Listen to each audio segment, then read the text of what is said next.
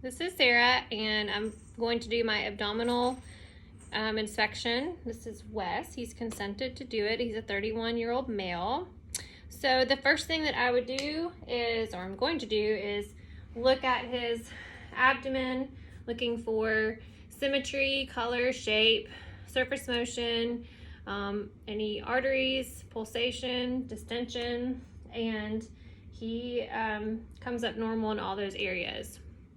Next thing I'm going to have him do is, he has his hands kind of already behind his head, but just lightly just lift up. So go ahead. No, not that far. Just put behind your head and just a small little crunch. There you go. You can relax now. So what I was looking for with that was just seeing if they're, again, looking for symmetry, looking to see his muscles contracted well, no hernias, no bulges or masses coming out from anywhere. So that was good. Next thing we'll do is we auscultate. We do that before percussion or palpation because percussing or palpating the abdomen can cause extra false bowel sounds. So I'm going to auscultate the 4 quadrants.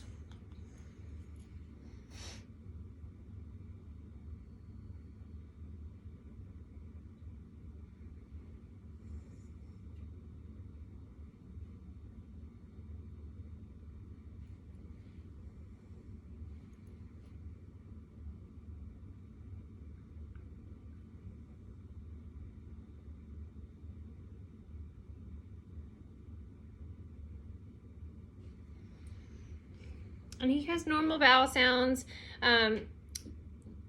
which means I'm listening for just kind of like a tinkling, creakly sound, 5 to 30 in a minute. Less than that would be hypo, more than that would be hyper.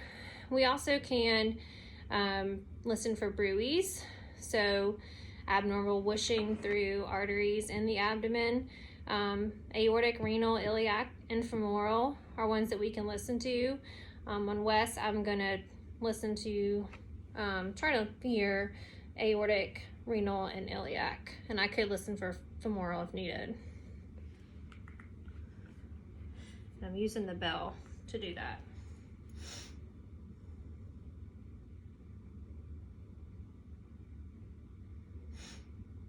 Started with aortic, going over to renal.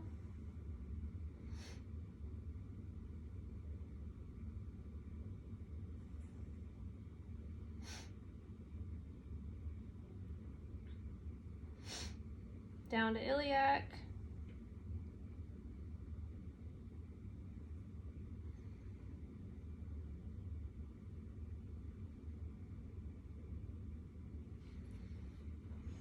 Did not hear anything.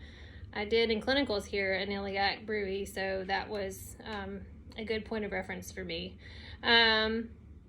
Next, going to percuss the abdomen, and the sounds that you expect to hear over the hollow organs will be tympanic, and over any solid organs would be dull.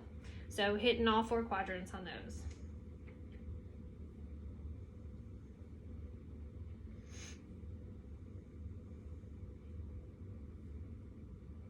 And I've heard the sounds I expected to hear.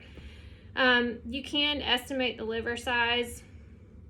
It's obviously going to be a rough estimate, but going the mid-clavicular side on the right, you start about here. It's hard to see, I know, but then you percuss going up, and you're going from tympanic to dull. And when you hit a dull spot, then you move up and you go down from then resonant, because you're over lung tissue, down to dull. And what would be a normal finding would be 6 to 12 centimeters. Looking for a gastric air bubble, you can percuss over the epigastric area, listening for that. Although per the readings, I have found that imaging works better for finding that as needed. Palpation.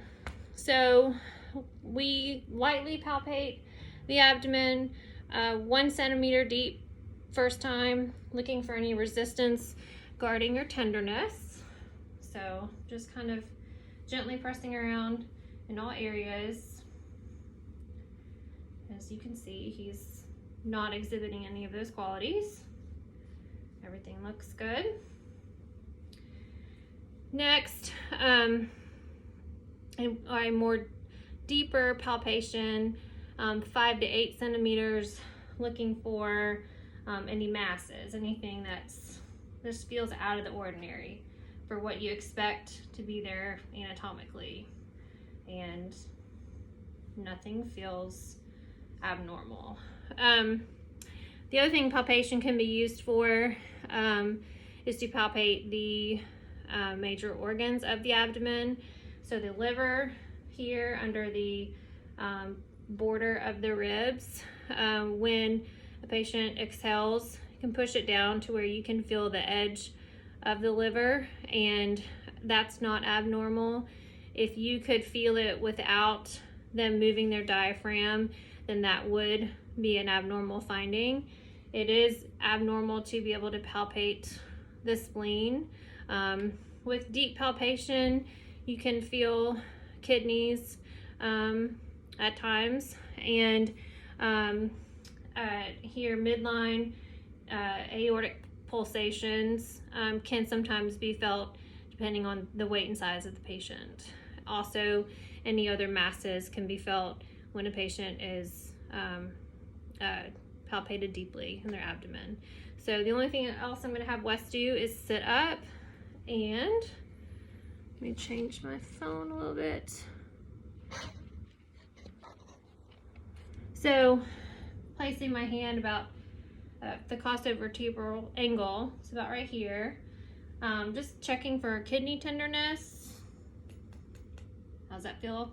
Fine. Okay. And then this side? Same. Same. So that about sums up this abdominal assessment. Thank you for watching.